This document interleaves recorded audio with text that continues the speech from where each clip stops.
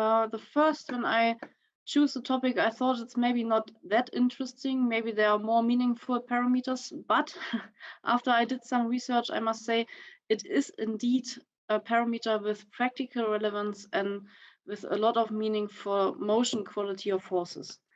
Yeah, so we will today focus on the basics again as usual. So I give you an overview about how to optimize stride length, about the relevance of stride length, also some definitions. So in the first part will be some definitions and some reference values. That's just that you have an idea what we are speaking about. And next time, so exactly more or less in 4 weeks, we will talk about the influence of trimming and shoeing on the stride length. Yeah, so don't be too impatient. Today we will not speak about shoeing a lot, but I would like to give you a basis to advise your customers to have a good eye for the horses and to apply maybe your advices in your shoeing and your work a little bit more specific. Yeah. So if we speak about stride and step length, we have a difference. Yeah. Usually we speak about step length as the distance between a point of 1 foot, initial contact of 1 foot, and the initial contact of the opposite foot. So for example, the left foot has initial contact, the right foot has initial contact, and the distance in between is the step length. Yeah, so but there is a difference because if we speak about stride length, what is the actual topic of today and what is the parameter Black is measuring, we speak about stride length from the distance between successive points of initial contact from the same foot. Yeah, so left foot, right foot, and then the left foot again, and the distance between the left foot during one stride cycle is the stride length. Yeah. This is a little bit important because we speak about two different things. Yeah, so of course, the step length determines the stride length for sure, but the output and the meaning between the different parameters is another one. So I would like to explain you some details about step and stride length, but since I decided to make another webinar about asymmetry, step length will be another topic. Yeah. So just with regard to Werkman Black, usually you find the stride length in the visualization of the swing face. So for example, if you look at the flight arc or the swing face from the side or from the top, you have this little light blue box in the corner, and there you have the stride length written in centimeters. And in this case, you have it written 2 times, but it is not meaning that you have a step length for left and right. It is always a summation between the distance from the left foot and the right foot. So actually it's the step length of the left and the step length of the right summed to the stride length in one stride cycle. Yeah. So don't be confused that you have 2 numbers that will be always the same, because the stride length is always the same, but it is not the same for left and right. So you don't have a left-right difference. Yeah. Just that you know what we are measuring. And to give you some references, usually the step length, again, just step length, in walk is kind of 80 centimeters approximately, and in trot it increases to 130, in gallop to almost 3.5 meters. So these are the values you have for the step length, and if you sum the left and right step length, you have these parameters given in the literature. So if you measure already with Black, and you would like to know what is a usual averaged stride length for horses, then I can just show you these numbers. They are coming from previous research and also from our research. But I must say, in walk, it can happen that you see also a little bit longer strides. And as you can see in trot and gallop, the stride length can increase up to 6 or 7 meters. Yeah, this is important because the stride length is one of the most important parameters to influence the speed of a horse or of the gait. But we will talk about this later. Yeah. So if we speak about factors influencing the stride length of a horse, of course, we will speak a lot about speed and velocity, but we will also speak about the gait and the different limb pairs, for example, left, right, so more or less, but also the difference between front and hind feet. And then we will have a huge focus on the body conformation of horses, for example, wither height, hoof angle, but also the shoulder conformation and the pelvic conformation, and how it influences the stride length. And I would say this is the most important part of the lecture, because if you look at your customers, you will definitely see some properties of the horses which will influence the stride length and thereby the motion quality of horses.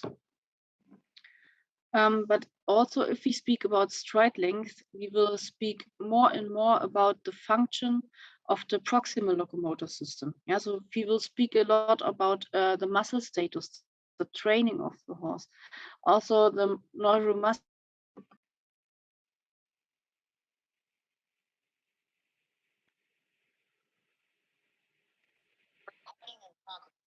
function, so how different nerves face parameters such as the height of the flight arc is really dependent on the muscles and how they are working to maintain a nice high flight arc. And here you see two examples of horses with lameness or pathologies. The first one is a neurological patient, more or less it's lame, but you also see that it's not able to have a complete flight arc, so it stops more or less shortly before landing. So you have definitely a shorter stride length in both front feet. Yeah, you see this is a kind of very untypical gait, and this is just a pathology in this horse.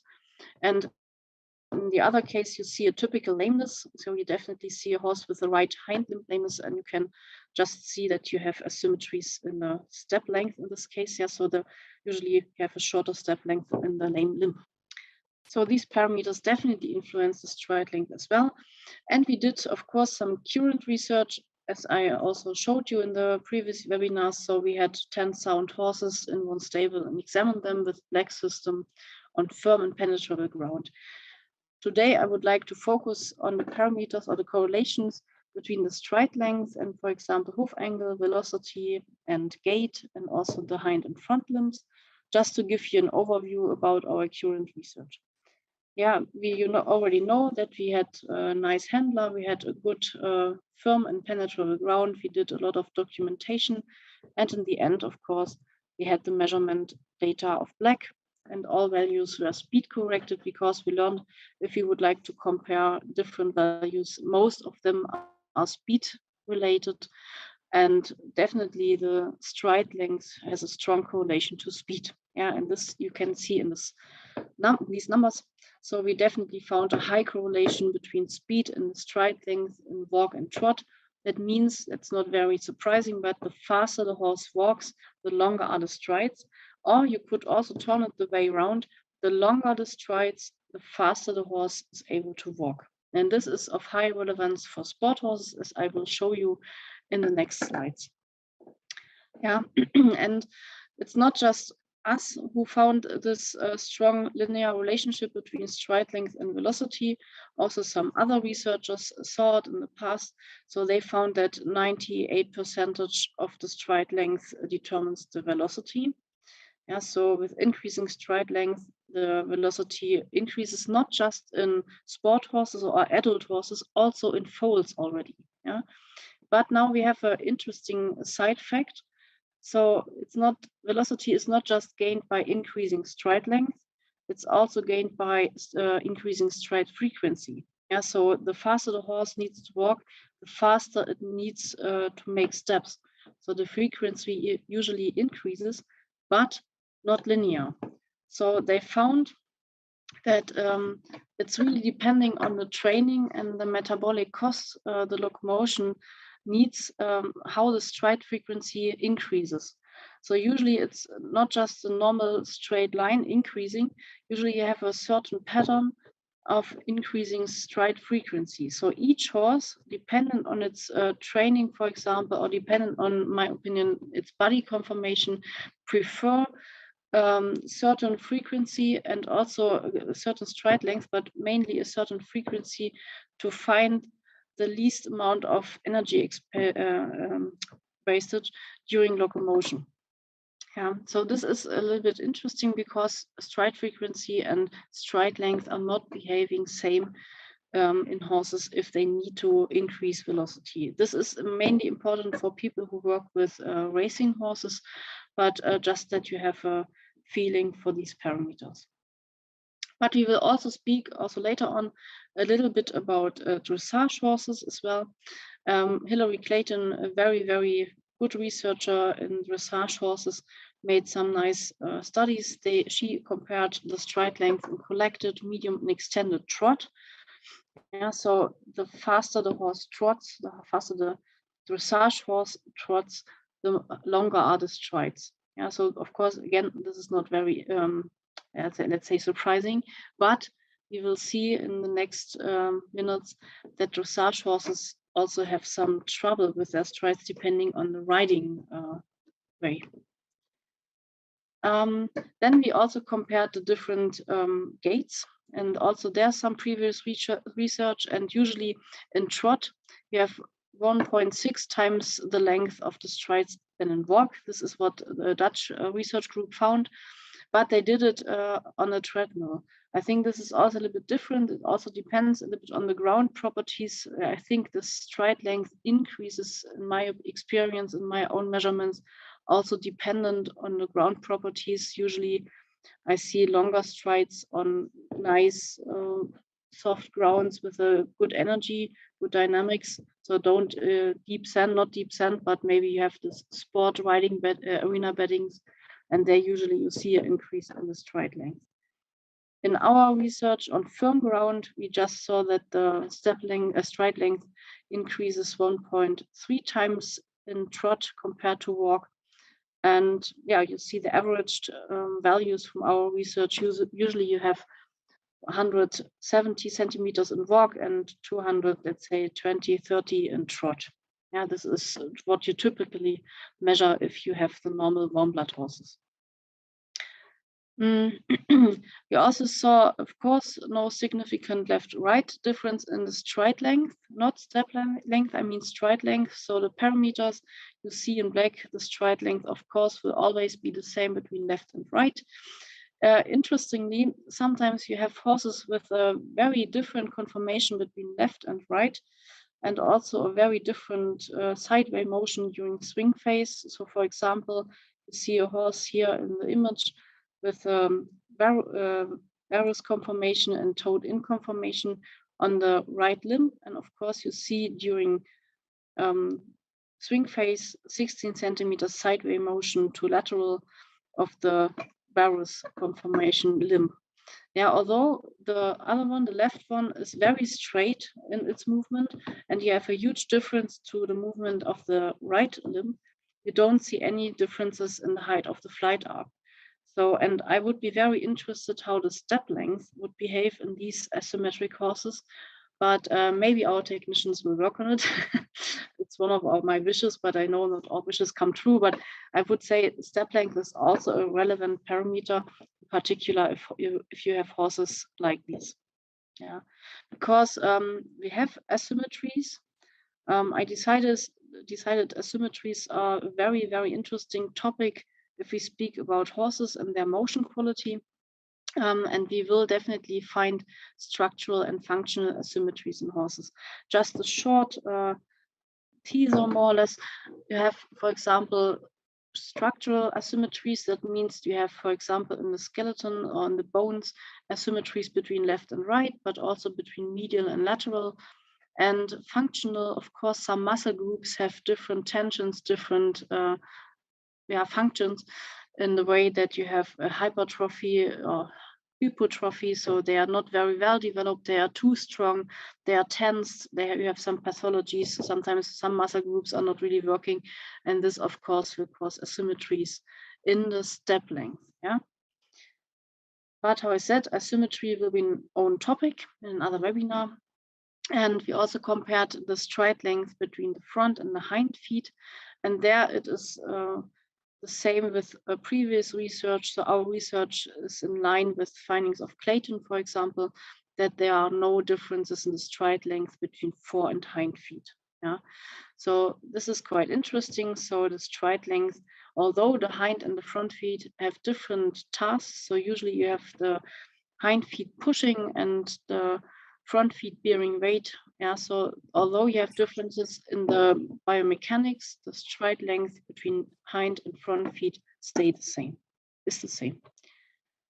And in my opinion, it's also interesting to speak about the variability in stride length, in particular, if you would like to compare data of one horse, maybe, for example, before and after shoeing. Yeah, so it's interesting how stable this parameter is. And in my opinion, the stride length belongs to the individual motion pattern of each horse, which is also influenced by motor learning, neurological pathways, muscle training, whatever. So there are various factors influencing the motion pattern of horses. And the stride length is very, very stable with little variation between the steps of one horse, so between the strides of one horse. So if you have, for example, 25 strides of one horse, you have a variation of just 1.5% between the strides. Yeah. If you compare the stride length or the variation between the stride lengths in one population, for example, if you have a number of horses, for example, our 10 horses or even more, and you compare the differences between the stride length of horses, you have a variation of 7%. If you have a population of warm blood horses, it might be increasing if you compare ponies with draft horses, for example. But if you have a normal comparable population of warm blood horses, you have a variation of 7% between the different individual horses. Yeah, this increases slightly in trot. So the variation between horses increases to 11%, but in one horse, the individual stride length has just a variation of 2%. So also in trot, it is a very, very stable parameter. Yeah. There's also a correlation between the stride length and the height of the flight arc. In our measurements, it became obvious the higher the flight arc usually, the longer the stride length. So there is a correlation between how high and also when the first peak occurs in the height of the flight arc and the stride length. Usually in horses who have a high and early peak in the flight arc, you see long strides. This is an example for walk.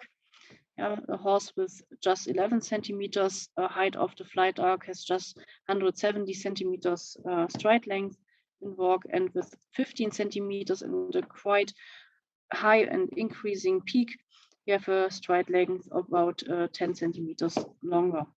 This is even more obvious in trot. There, the horse with a high flight arc has 20 centimeters longer strides.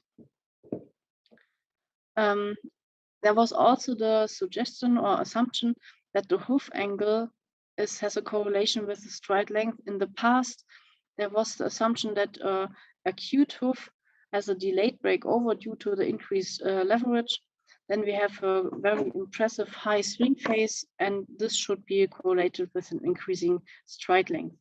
But if you make good measurements in the past, Clayton saw it already, and we can also confirm it, that the hoof angle and the stride length are not really correlated to each other. Yeah, I just have an example. Yeah, for example, we see on the right side the images of a horse in walk and trot with a more or less steep hoof angle with almost 60 degree on the left foot. And you see also the other horse on the right side with a more acute hoof angle, so flatter feet. And it's exactly the opposite. Yeah, so the horse with the acute hoof angle has a shorter stride length, and the horse with the steeper hoof angle has a longer stride length. And if you sum it, if you calculate our whole study population, we don't see a correlation between hoof angle and stride length, because we already said there's other parameters, for example, the body conformation, who influence the stride length more than the hoof angle. Yeah. Here you see, and this is also interesting if we speak about symmetry and stride or step length, you definitely see in horses with very different uneven feet. So here a hoof angle of almost 60 and the right one of 45 degree has a perfectly symmetrical height of the flight arc. And maybe this horse also has symmetrical step length. Yeah. And in other horses where you have absolutely identical hoof angles, we have a difference in the height of the flight arc, about 3 centimeters. There must be some compensation. There must be some functional or structural asymmetries, and it is very interesting to measure these horses and to get a feeling about their compensatory mechanisms. Yeah. And there's also the body conformation is also influenced by the wither height. So we checked if the stride length and wither height correlate with each other, but we definitely can't say it. Yeah, so it's more interesting. For example, here you see an Icelandic horse, which is definitely shorter than a normal warm blood horse, and it has a higher flight arc and a longer stride length. Yeah, so this is, of course, velocity dependent, but the difference is so big. Yeah, so it's almost 90 centimeters that it's definitely also not related to the wither height. So we have just a very, very weak correlation between the height of a horse and the stride length. This was also found already in foals. Yeah, so they also stated that the mean stride length is not correlated to the mass or the wither height of foals, but long legs are very important. Yeah, so in particular, the length of the metacarpus is definitely determining the stride length. The longer the legs, the longer are the strides. Yeah, and this is still the same in adult horses, but now we have more factors coming in there. So we have there's some research that the sloping shoulder, as you can see in the brown horse on the right picture, yeah, these horses usually have an increased stride length compared to horses with an upright shoulder, and horses with long scapulas and elastic fetlock joints have also longer strides and the more efficient locomotion quality. It's a little bit the same in the hinds. The more ungulation you have, yeah, so the sloping pelvis, more angulation also in the tarsus, and more angulation and more extension in the fetlock joint gives more storage of elastic energy, and of course you have more propulsion and longer strides. Actually, stride length is mainly depending on angular changes in the limbs. Yes, the more angles or the more increase, or the higher the angles, the greater the angles in the different joints, the higher the range of motion in the joints, and the more strain elastic tissues experience, the more energy is stored, and the more propulsion we see, the more release of energy we see for bringing the limbs into swing phase, and of course then we have longer strides. Yeah. There were also some studies on different breeds. So they compared, for example, the typical riding sport horses, the German and French warm bloods, against the Spanish pure Raza Española. So the Spanish horses, usually the Spanish horses, they are smaller and they have more angled joints. And of course, these horses were bred for collection. So they have collected gaits for farm work and the classic riding type. And then we have the sport horses with longer legs, of course. They have a slower stride frequency and longer stride length to gain higher speed, and they are made for sport. Interestingly, the ability of dressage performance is very difficult to bring in the next generation, so the heritability is very low. Yeah, and this might be also related because it's difficult to have a complete genetic transfer of the complete body conformation and the muscle status. We also need the complete body. We need the function of the back, as we will see later, and the function of the abdominal muscles to have enough range of motion for pro and retraction of the hind and front feet. And this is the key to have a long stride length. Yeah. And if we speak about the range of motion and stride length, yeah, we need to check a little bit the anatomy. So you see dissected horse. So here on the left side is the neck, and of course somewhere the head. On the right side is the pelvis, and we look for a little bit from lateral and above. And you see the back, and then you see here this white thing. This is the scapula. Here's the spina scapula, and then you have the cartilage. Yeah, so here's a huge cartilage, scapular cartilage, which is covering the dorsal edge of the scapula, and you see it's almost reaching the wither. Yeah, And if you see where usually a normal saddle is placed, you definitely always, in the saddle makers where I know this, you have always a little bit a problem that we need enough freedom for the shoulder.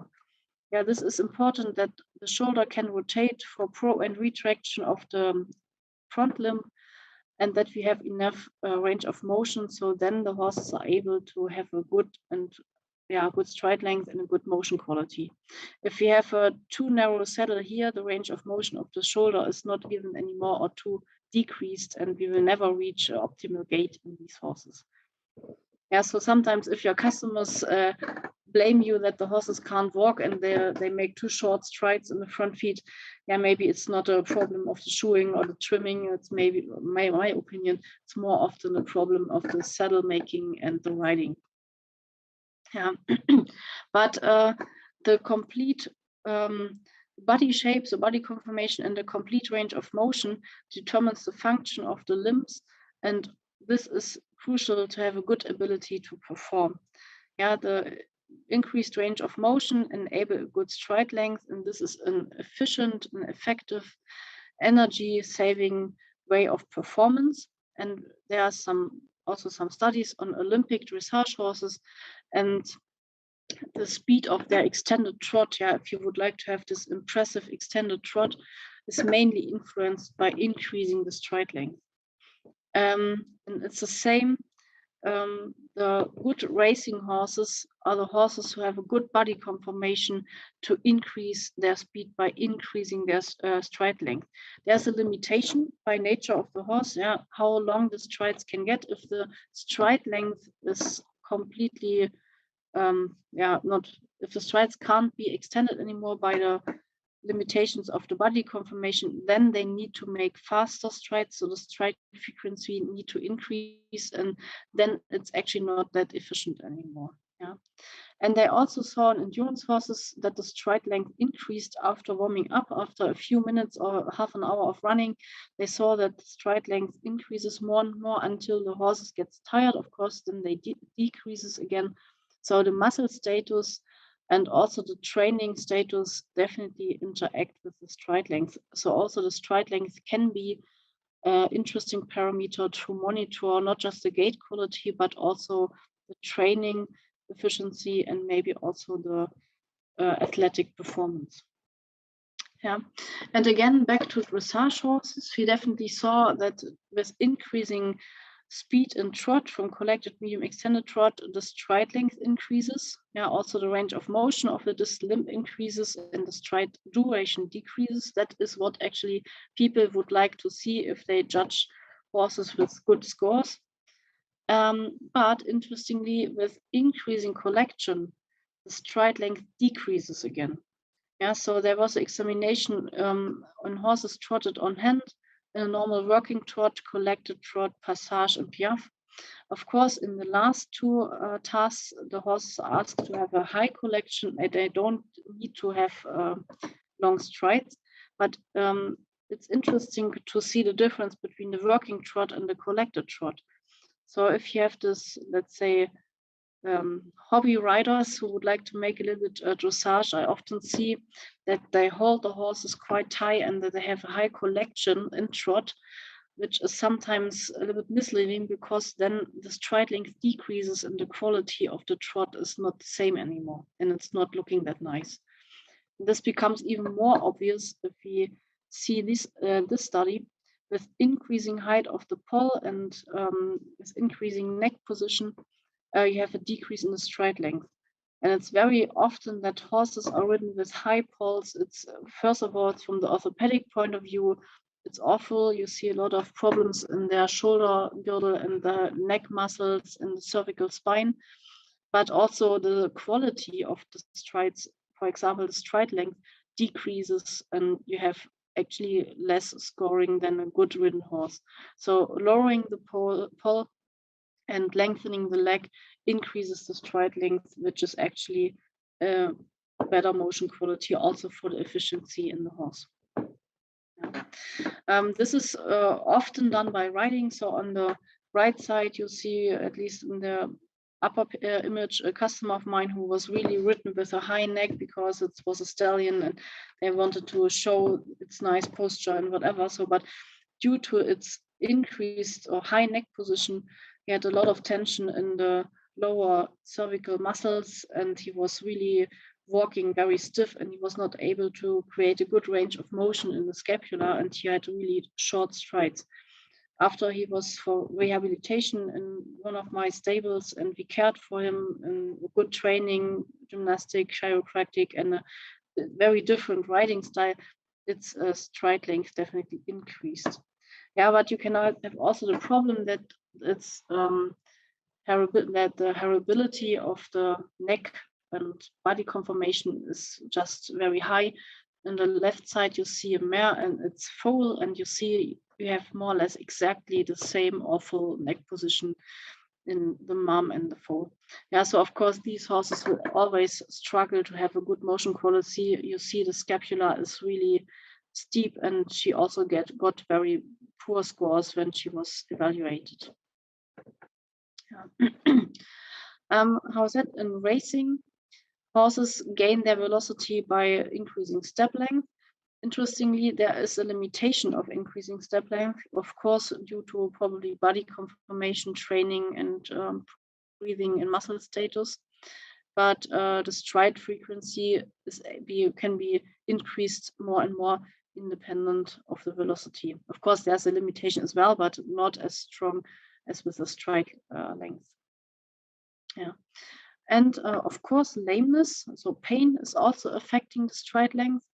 Yeah, so whenever horses feel pain, they keep their stride variability low. So you see in the upper image a horse which was non-lame.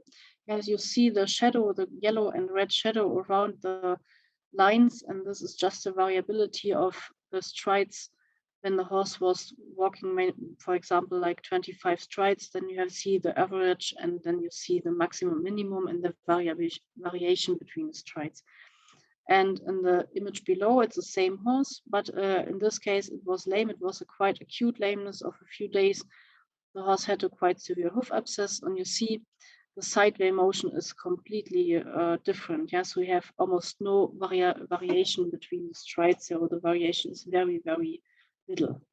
Yeah, so this is just that horses try to, perform or try to create some compensatory mechanisms to reduce the pain in the affected limb, and all deviation or variations from a gait pattern increases the pain again. Yeah, and it's also known that the stride length on the lame horses decrease.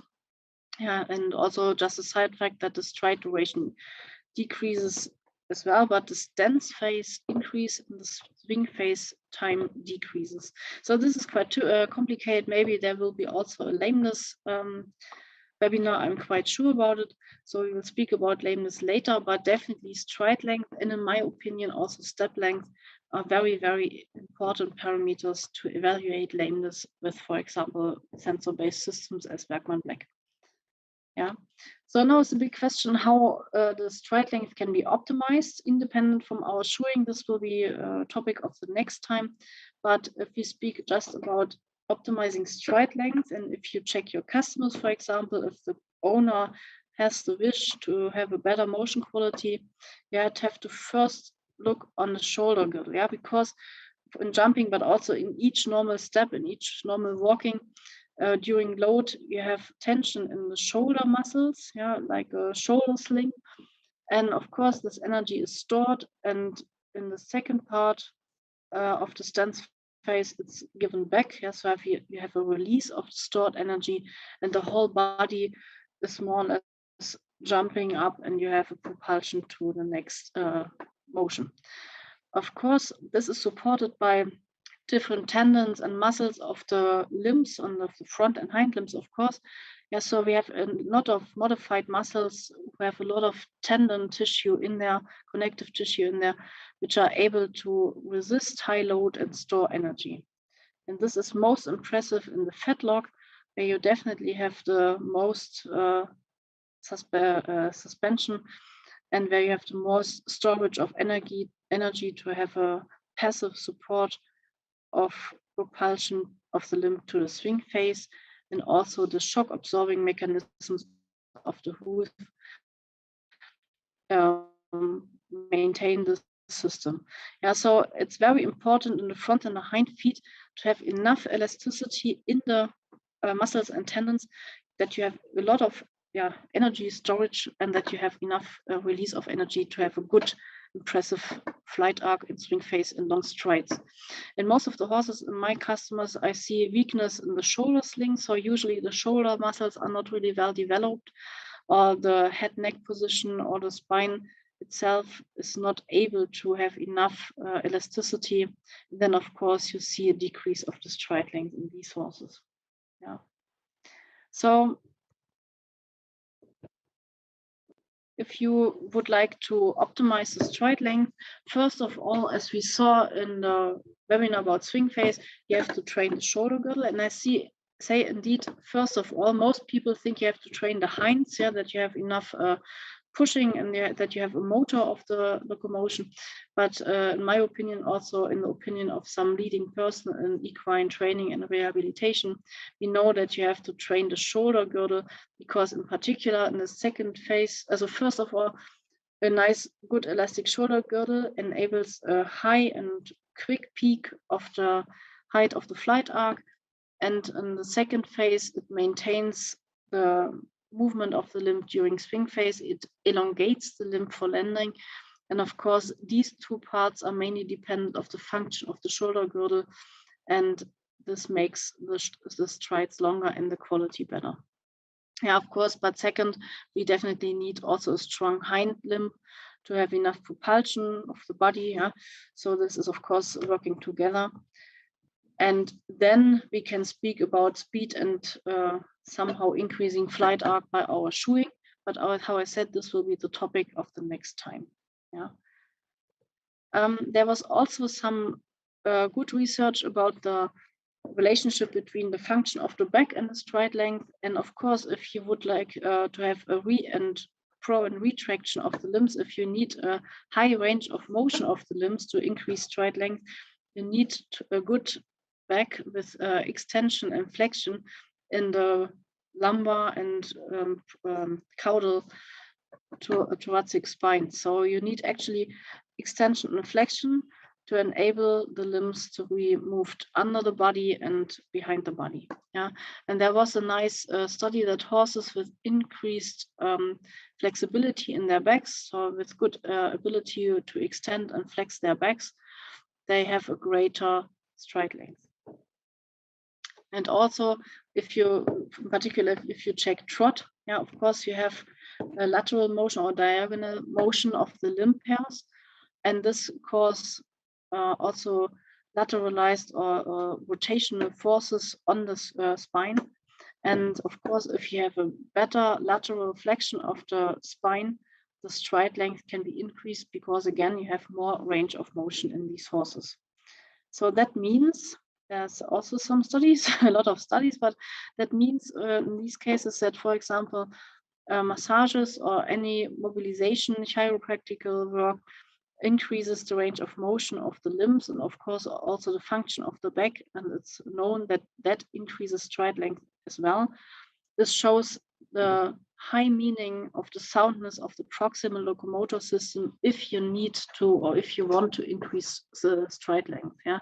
So if you discuss with your owners the shoeing and everything, first of all, it has to be sure that the proximal locomotor system is well trained, has a good range of motion and flexibility, that you have the body conformation fitting to the athletic demands of the owner. And if all these factors are fitting, if these factors are good, then you can give the last little thing with your shoeing. That's at least my opinion. Yeah. So, and then there's another study where they also checked or compared no treatment and then the normal dynamic mobilization exercise, so a little bit mobilization of joints with really good gymnastic training. And gymnastic training, again, increased stride length even more than just mobilization. Yeah, so it's not just that you have a good range of motion of the joints, you also need the functional muscles to maintain the swing phase and stride length. Yeah, but anyway, we will see. We will have also some impact of trimming and chewing on the stride length. Yeah, but this webinar was mainly focused to make you aware about the meaning of the parameter and about maybe you get a better look for horses and you can explain it better to the owners, and maybe you can measure if you have like some horses before and after treatment, or maybe before and after shoeing, and then you compare your values. Yeah, I think it's enough time to have some questions. We are a small group, so whenever anybody has a question, you can ask it, you can write it in the chat, or you just unmute yourself and ask it in the auditory.